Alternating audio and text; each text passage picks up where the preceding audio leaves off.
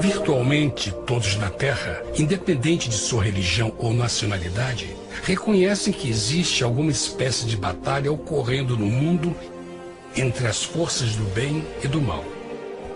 Uma luta colossal entre a luz e as trevas, a verdade e o erro, a opressão e a liberdade, o bom e o mal, e finalmente, a vida e a morte.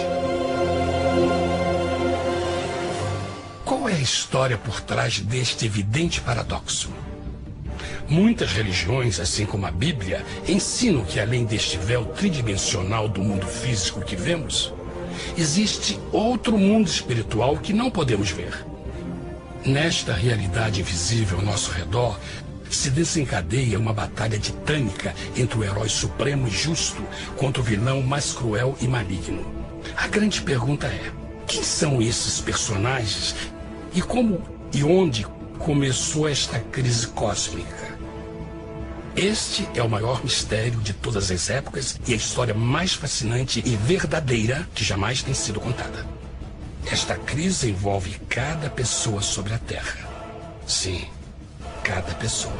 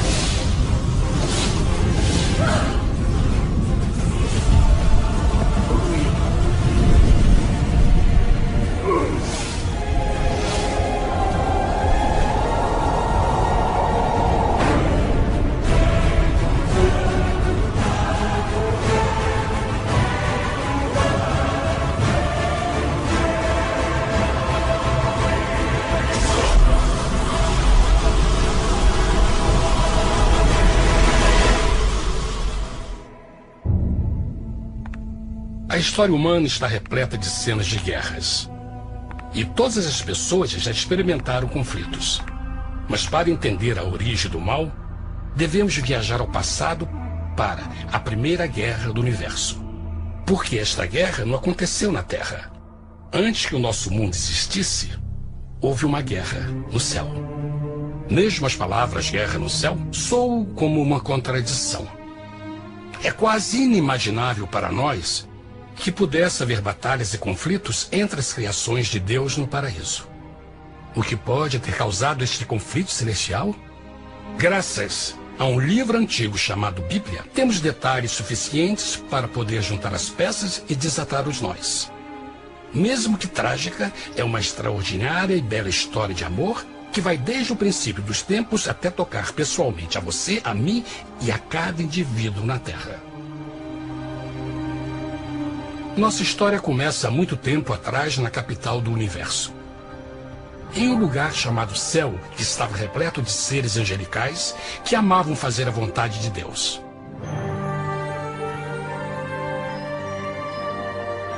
Sob o justo e amoroso governo do Criador, todo o céu desfrutava uma existência de felicidade e perfeita paz. O príncipe supremo do paraíso e comandante dos anjos era o poderoso e amoroso Filho de Deus, mais conhecido com o nome que adotou quando veio à Terra, Jesus. Ele tinha o mesmo propósito e pensamento com Deus, o Pai.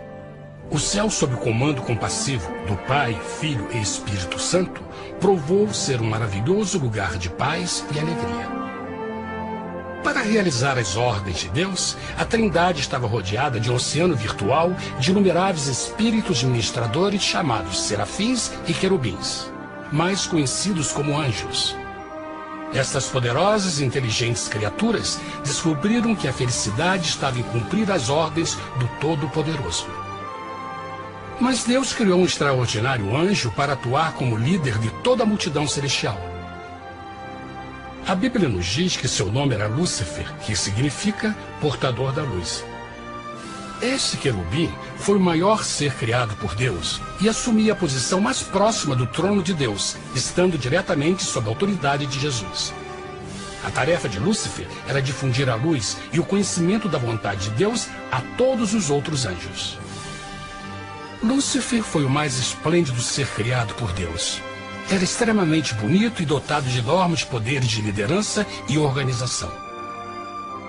Entre os anjos, ele foi muito admirado, respeitado e amado como amigo. Mesmo assim, Deus previu o mal que Lúcifer estava a ponto de introduzir no reino da luz. Cheio de sabedoria e formosura, de todas as pedras preciosas te cobrias. Tu eras o querubim, ungido para cobrir, e te estabeleci. No monte santo de Deus estavas. No meio das pedras afogueadas andavas. Perfeito eras nos teus caminhos, desde o dia em que foste criado, até que se achou iniquidade em ti. Quando Lúcifer percebeu a sua beleza e poder, seu coração pouco a pouco começou a mudar. Permitiu que seu enfoque se afastasse de Deus e direcionou seu amor para si mesmo. Talvez nunca saberemos completamente como e por que estas sementes de rebelião germinaram em seu coração. Mas o profeta Isaías nos dá uma visão do pensamento de Lúcifer. Como caíste desde o céu, ó estrela da manhã, filha da alva! Como foste cortado por terra, tu que debilitavas as nações! E tu dizias no teu coração: eu subirei ao céu, acima das estrelas de Deus exaltarei o meu trono.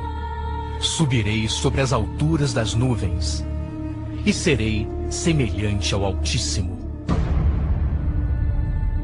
Lúcifer, aos poucos, começou a cobiçar o poder de Deus, mas não sua personalidade.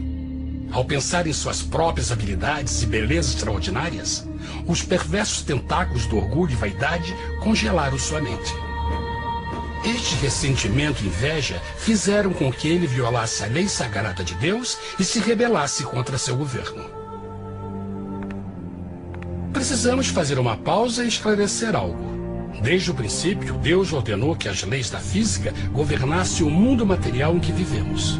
Sem essas leis naturais, o universo seria um caos. Do mesmo modo, as leis morais de Deus sempre têm dado segurança e estabilidade ao cosmos. Alguns pensam que os 10 mandamentos não existiram, até que o Senhor os entregou a Moisés no Monte Sinai. Mas as Escrituras nos ensinam que os princípios das leis de Deus sempre existiram por toda a eternidade, pois são a base fundamental de seu reino de amor.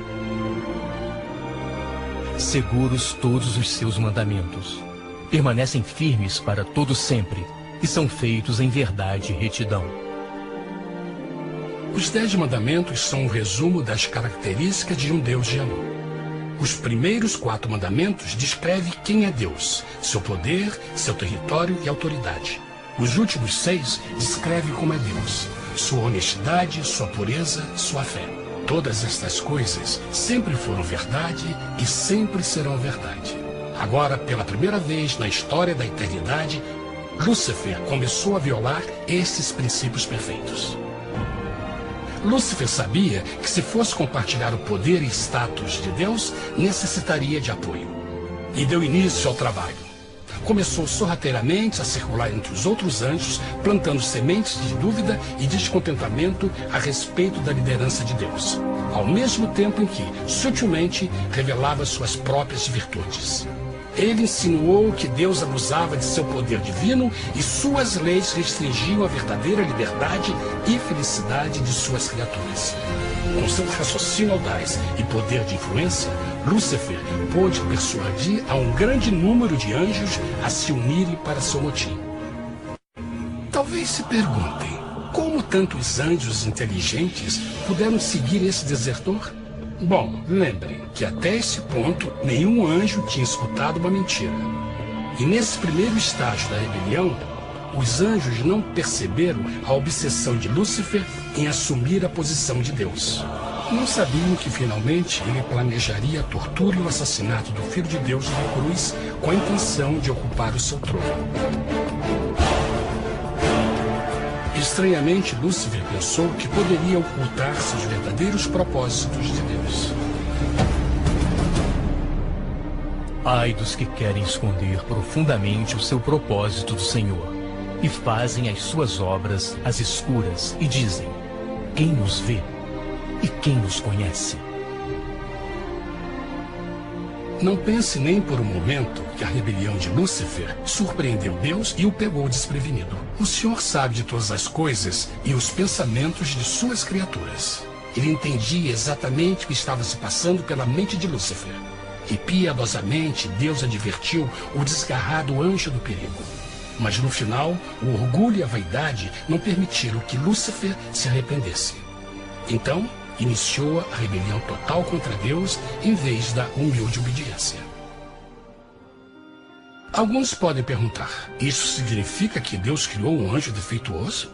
Não, mas ele criou Lúcifer com livre-arbítrio. Verão que o livre-arbítrio é uma coisa maravilhosa, mas também muito perigosa, incluindo o risco de uma rebelião e a possibilidade de que o amor de Deus seja rejeitado. Vejam que o amor real não pode vir de uma criatura pré-programada e não pode ser forçado, deve ser voluntariamente dado. Por exemplo, mesmo que seja bonito este cachorro robô, na verdade, nunca poderá amar-me. Posso fazer que pareça que me ama, mas só estará seguindo instruções pré-programadas. Não tem opção. Por outro lado, este pequenino está realmente feliz em ver-me. Ele decidiu dar-me seu afeto. E com o tempo, nossa relação se fará mais forte, enquanto eu ame e cuide bem dele. Do mesmo modo, um Deus de amor só quer amor verdadeiro de suas criaturas. E para que isso aconteça, elas precisam ter o livre-arbítrio. A rebelião de Lúcifer é a maior evidência de que ele tinha esta liberdade. Agora, a grande pergunta é: como Deus enfrentaria esta crise? Como lidaria com Lúcifer e com os milhões de anjos que se uniram nessa rebelião? Muitos questionam por que Deus não acabou imediatamente com a rebelião. Afinal, ele poderia facilmente vaporizar Lúcifer com um raio. Mas isto teria solucionado o problema? Não, pelo contrário. Isso só teria intensificado as dúvidas e suspeitas que Lúcifer havia plantado na mente dos anjos. Lembrem que Lúcifer sabia, como ninguém mais, da engrenagem interna do governo de Deus. Sua destruição seria vista como parte de uma grande armação. E a razão que o motivou a servir Deus teria sido o medo da represália e não o amor. O Senhor sabia, na sua sabedoria, que a melhor forma de enfrentar a crise era permitindo que tudo seguisse o seu curso. Esta seria a única forma de se assegurar que o mal não se ergueria outra vez. Deixai crescer ambos juntos até a ceifa. E por ocasião da ceifa, direi aos ceifeiros: colhei primeiro o joio e atai-o em molhos para o queimar, mas o trigo ajuntai-o no meu celeiro. Na parábola do joio e do trigo, Jesus descreve que um tempo de crescimento é necessário para que uma planta revele sua verdadeira natureza.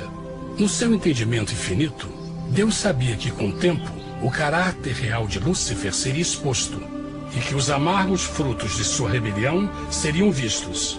Até agora, os cidadãos do universo não estavam familiarizados com o pecado e até onde os levaria. Mas isso mudaria quando eles vissem por si mesmos sua terrível natureza autodestrutiva.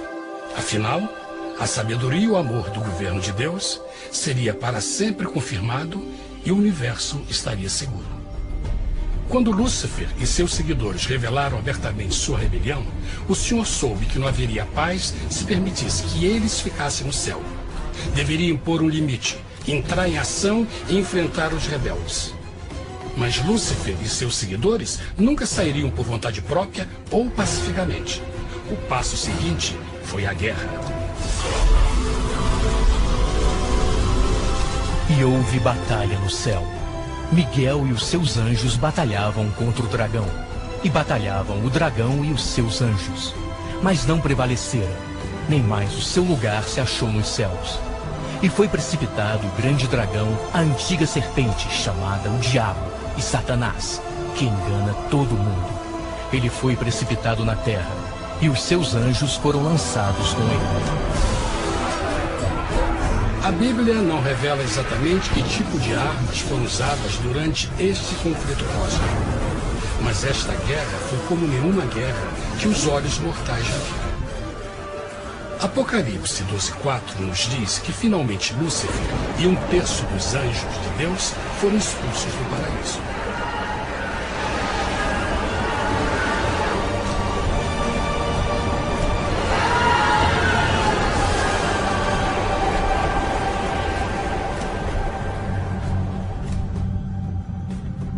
Mas e agora?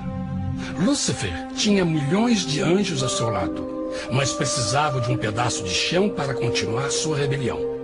Rápido, muito rápido, o universo começou a entender o quão doloroso e caro o pecado poderia chegar a ser. Mas a guerra não tinha terminado. Apenas começava.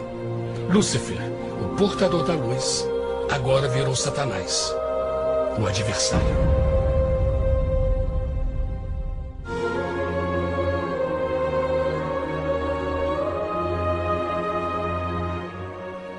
Depois da guerra no céu, Satanás e seus anjos caídos foram expulsos da corte de glória.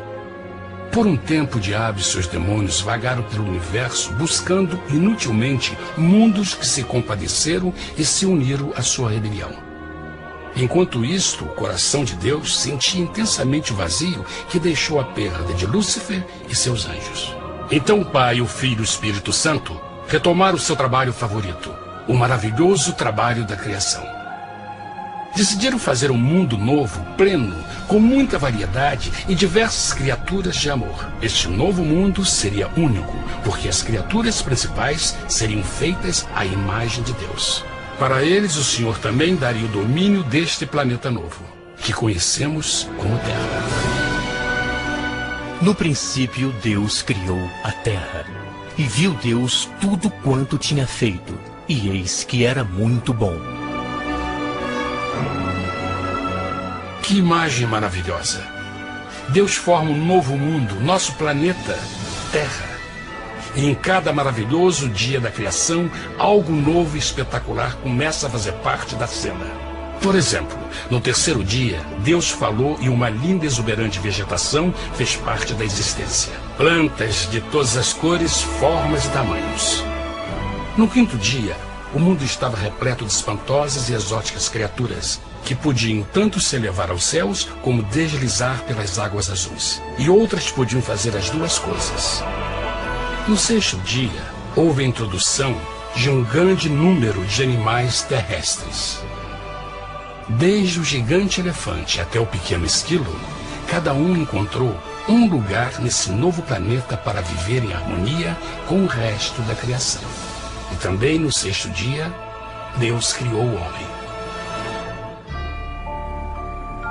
E disse Deus: façamos o homem à nossa imagem, conforme a nossa semelhança. E formou o Senhor Deus o homem do pó da terra, e soprou em suas narinas o fôlego da vida, e o homem foi feito alma vivente. E plantou o Senhor Deus um jardim no Éden, do lado oriental, e pôs ali o homem que tinha formado.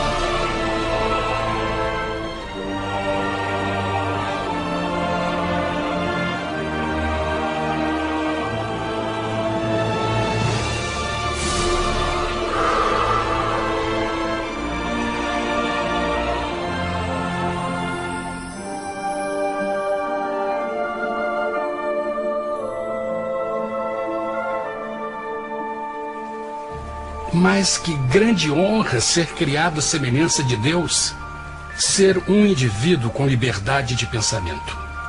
No princípio, o homem não percebia a sua nudez. Provavelmente porque antes do pecado ele estava vestido de glória e luz.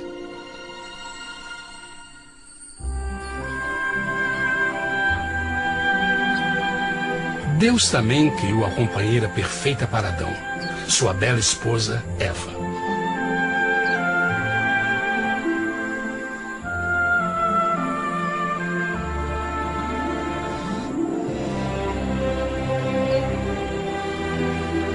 O feliz casal foi colocado em um magnífico jardim perfeitamente projetado para aumentar sua felicidade. Para Adão e Eva e as outras criaturas da terra, também foi dado o privilégio divino de procriar a sua própria imagem.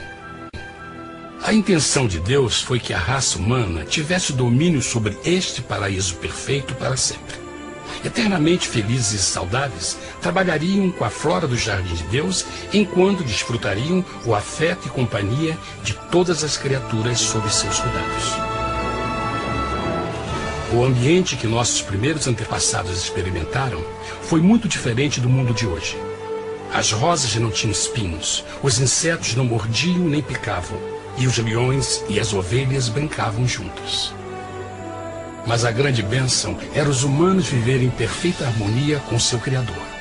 A cada 7 dias, Adão e Eva descansavam de seu prazeroso trabalho e gozavam de uma comunhão com a visita de seu Criador. Era um mundo esplêndido e maravilhoso. E esse estado de felicidade teria continuado eternamente se nossos primeiros parentes tivessem mostrado fidelidade com uma simples prova. Mas da árvore do conhecimento do bem e do mal, dela não comerás, porque no dia em que dela comeres, certamente morrerás. Visto que o adversário havia contaminado o universo com sua rebelião, o Senhor viu a necessidade de uma simples prova de amor e lealdade. Lembrem que os anjos bons acabaram de ver 1/3 de seus amigos serem expulsos do céu durante a guerra. Como estariam seguros de que esses novos humanos não se uniriam a Lúcifer e causariam problemas? Então o Senhor plantou uma árvore no jardim, uma árvore cujo fruto não deveria ser comido sob pena de morte. Ao passar por esta simples prova de obediência, Adão e Eva mostrariam a lealdade para com Deus e a fé em sua palavra. Ainda mais, era uma prova de amor. Por isso, Jesus disse em João 14, se me amais, guardais meus mandamentos. Mas alguém mais soube desta prova de fé e estava determinado a usá-la em seu favor. Satanás estava com inveja dos humanos que desfrutavam da bendita vida que ele perdeu. Sua feliz existência estava em total contraste com a sua, que agora estava cheia de culpa, pecado e miséria. Com ressentimento e raiva, não estava disposto a deixar o casal em paz, pois o pecado sempre buscará arrastar a outros consigo.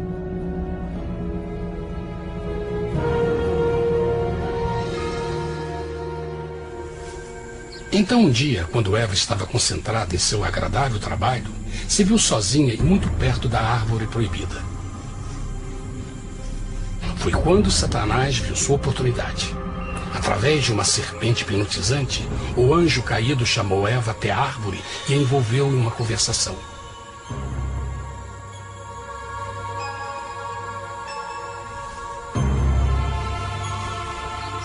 Suas palavras encantadoras foram cuidadosamente calculadas para gerar desconfiança a Deus.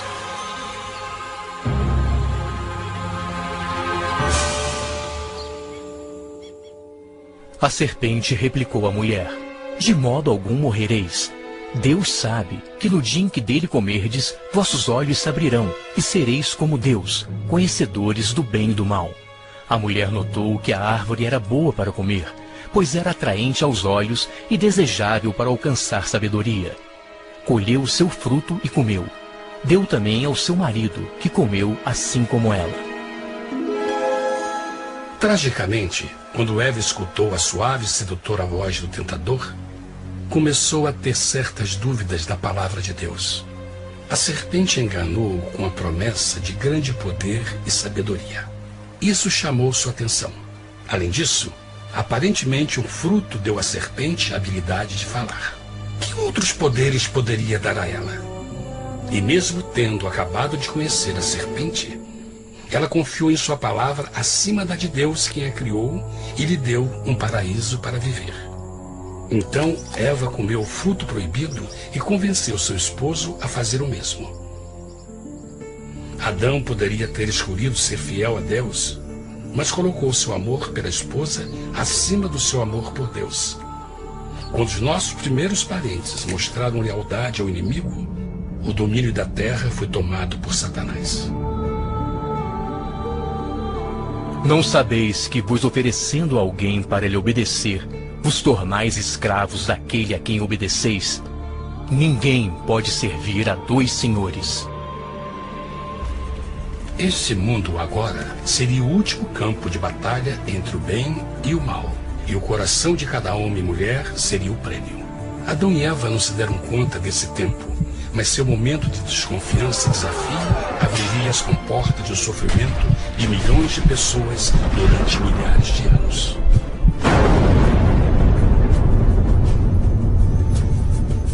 Portanto, como o pecado entrou no mundo por um homem, e por ele a morte, e assim a morte transmitiu-se a todos os homens naquele em quem todos pecaram.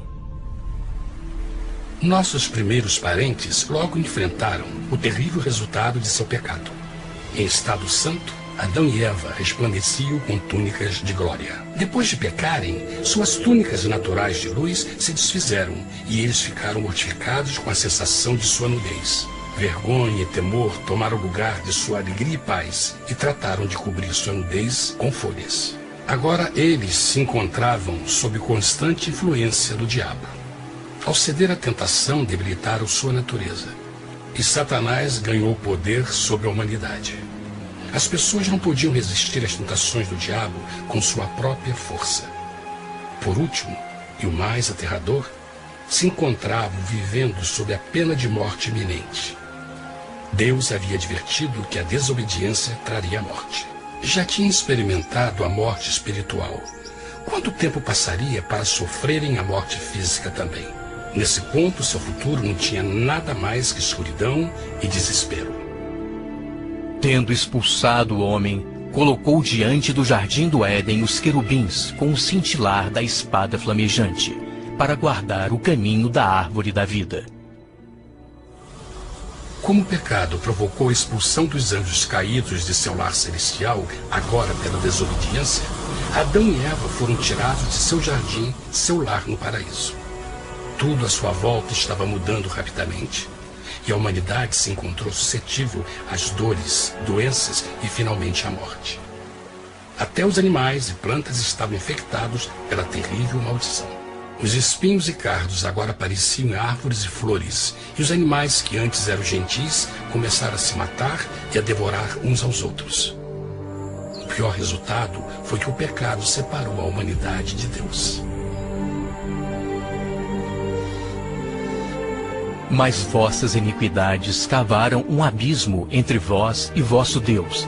São vossos pecados que ocultaram de vós sua face, para não vos escutar. Na criação, foram dados a Adão e Eva a honra de falar com os anjos, e até com o Filho de Deus cara a cara. Mas Deus é tão puro e santo que nenhum mal pode existir na sua presença. Agora que os primeiros humanos tinham pecado, Deus afastou sua santa presença deles para sua própria proteção. O pecado tinha queimado uma parte da alma do homem que já não podia ver a dimensão espiritual. Deste momento em diante, a comunicação com o céu seria limitada. Mesmo com todas estas maldições caindo sobre Adão e Eva, o coração do Senhor se encheu de compaixão. A lei que haviam violado não poderia ser alterada para salvá-los, pois é tão sagrada e imutável como Deus mesmo. O Senhor sabia que havia só uma maneira na qual o homem podia se redimir. Então um plano foi revelado, nascido do fundo do coração de Deus. Um plano para salvar o homem de seu encontro com a morte eterna e restaurar tudo que estava perdido com o pecado. Seria de grande intensidade, alcance e poder, mas seria um plano que também implicaria num enorme sacrifício. O amor de Deus para conosco se manifestou por ter enviado ao mundo seu Filho unigênito, a fim de vivermos por ele. Nisso consiste o amor, não em termos nos amado a Deus, mas em ele nos ter amado e enviado seu Filho para se sacrificar por nossos pecados. As Escrituras claramente ensinam em Romanos 6:23, o custo do pecado é a morte. A lei violada demandava a vida do pecador e só tinha um em todo o universo qualificado como substituto da humanidade. O Criador só podia pagar a dívida de suas criaturas tomando seu lugar. Então Jesus Cristo, o Filho de Deus, concordou em deixar a pureza, glória e segurança do céu. Ele viria para morrer em nome do homem em seu malvado e renegado planeta. Ele nasceria como um inocente e indefeso bebê, suportaria uma vida de dor e vergonha e mesmo assim viveria uma perfeita e vitoriosa vida. Finalmente, ele teria uma morte humilhante para poder ser o substituto da humanidade caída. Por seu sacrifício, a humanidade incrivelmente receberia uma nova oportunidade de ter a vida eterna. Seu sangue seria o resgate para um mundo raptado por Satanás. Este maravilhoso plano de redenção foi graficamente ilustrado no sistema de sacrifício de animais ordenado por Deus depois da queda do homem. O Senhor tinha avisado Adão e Eva que iriam morrer no dia em que comessem do fruto proibido. E como que permaneceram vivos? A Bíblia nos diz que imediatamente depois do pecado, Deus providenciou roupas na forma de peles de animais. É bom notar que o Apocalipse se refere a Jesus Cristo como a ovelha que foi morta desde o princípio do mundo. Isso indica que uma ovelha foi sacrificada no mesmo dia para prevenir suas mortes imediatas. Pela fé, neste sacrifício, suas mortes foram simbolicamente transferidas deles para a criatura inocente. A ovelha certamente era a representação de Jesus. Assim, um raio de esperança foi dado em uma situação de escuridão e desespero. Através do arrependimento e a fé no sangue do Messias, qualquer humano poderia uma vez mais ser filho de Deus. Mas mesmo com este grande plano para a humanidade, Satanás ainda tinha o domínio da terra. E a vida na terra não estava fácil. No mundo haveis de ter aflição, mas coragem, pois eu venci o mundo. Naturalmente, muitos se perguntam, como um Deus amoroso e poderoso permite dores e sofrimentos no nosso mundo atual? Mas está claro desde o Gênesis que Deus nunca quis que nós tivéssemos o conhecimento da dor dessa vida. Quando o mundo saiu das mãos de Deus, a terra era um maravilhoso paraíso. Foi o pecado de Adão e Eva que deu a Satanás o direito de assumir o controle deste planeta. Devido à sua trágica eleição, o diabo e seus súditos ganharam o poder de tentar e atormentar os humanos, introduzindo a doença, a dor e o sofrimento. Talvez fosse melhor perguntar: por que Satanás não tem o controle total da humanidade? A resposta é Jesus Cristo. Talvez já perceberam que a morte de Jesus na cruz deu a cada um de nós a oportunidade de sermos salvos, mas na verdade fez muito mais do que isso.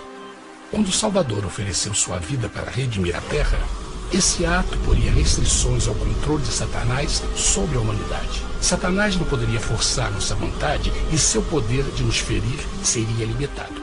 O sacrifício de Cristo também nos trouxe um tempo de prova, durante o qual poderíamos ver a diferença entre o governo de Deus e o de Satanás, e então decidir a quem servir. Finalmente, pelo sacrifício que fez Jesus, o reino de Satanás chegará ao seu final, e um dia a terra será devolvida ao homem mais maravilhosa do que era no princípio. Mesmo Adão e Eva tendo começado suas vidas como exilados do paraíso, ainda tinham esperança. Deus providenciou peles de animais sacrificados para se cobrirem.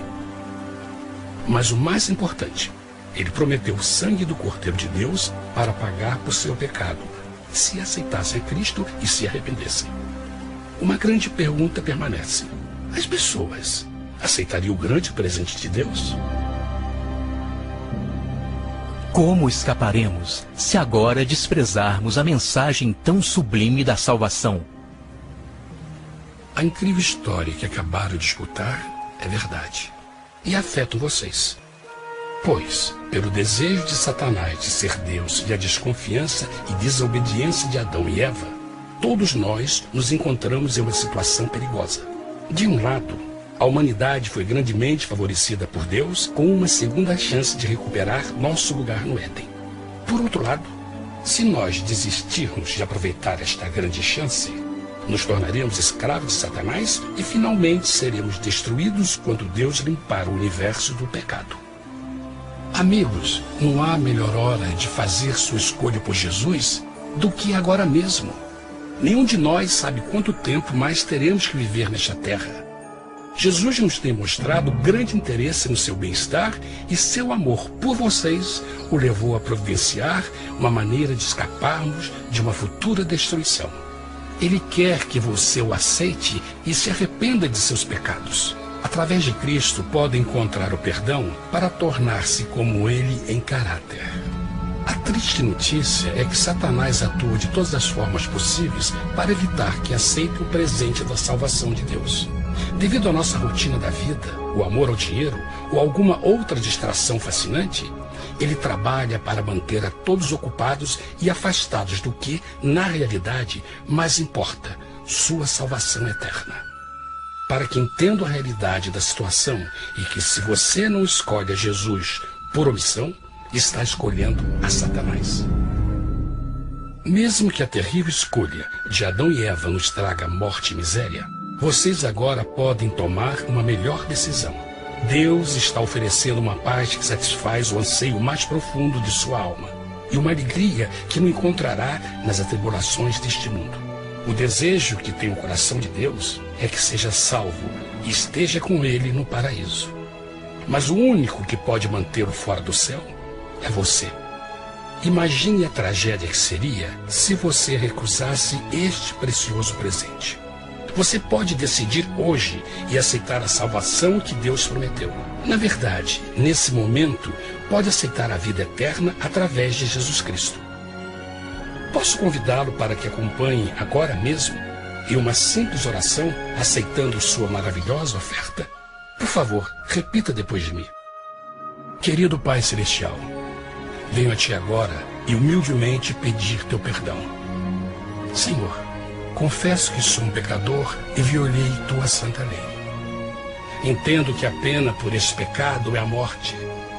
Acredito que Jesus Cristo sofreu e morreu na cruz para receber o castigo por todos os nossos pecados. Acredito que Jesus ressuscitou e eu o aceito como meu Salvador pessoal.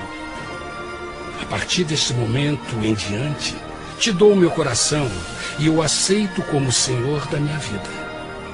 Por favor, perdoa todos os meus pecados e envia Teu Espírito para ajudar-me a fazer a Tua vontade. Te agradeço por Teu grande amor e aceito Teu presente da vida eterna. E eu oro tudo isso em nome de Jesus.